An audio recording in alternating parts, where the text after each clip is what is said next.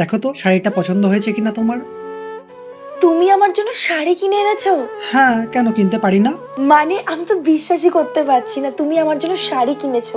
কি হয়েছে হঠাৎ তোমার? আসলে আমি এটা বুঝতে পেরেছি যে আমি যদি ভালোবেসে তোমার জন্য কিছু গিফট নিয়ে আসি সেটাতে তোমার বেশি ভালো লাগবে। আর দেখো, সেটা আনার পর তোমার মুখে সেই হাসিটা দেখলাম। আসলে আমি রোজ যখন অফিস থেকে বেরোই, আমাদের যে গার্ড আঙ্কেল আছে সে দেখি তার ওয়াইফের জন্য কিছু না কিছু রোজ গিফট নিয়ে যায়। সেটা একটা ফুল হোক বা কিছু খাওয়ার জিনিস হোক, সে আন্টির জন্য নিয়ে যায়।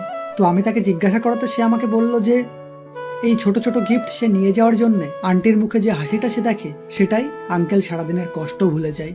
হ্যাঁ, আমি তোমাকে খাওয়া পড়া সবকিছুই দিচ্ছি, কিন্তু নিজে হাতে পছন্দ করে তোমার জন্য গিফট আনিনি। তাই আমি নিজে হাতে করে তোমার জন্য আজকে শাড়ি কিনে এনেছি। তোমার পছন্দ হয়েছে? তুমি খুশি তো?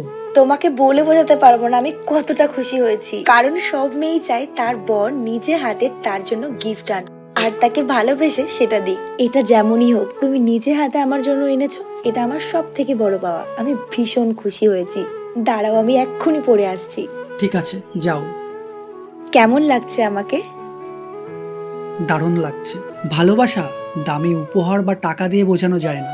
ছোটখাটো গিফটের মধ্যেও যদি আদর, যত্ন, প্রেম গভীরভাবে লুকিয়ে থাকে সেটাই আসল ভালোবাসা। আর সেটা একটা সম্পর্ককে দিন দিন আরো সুন্দর করে তোলে।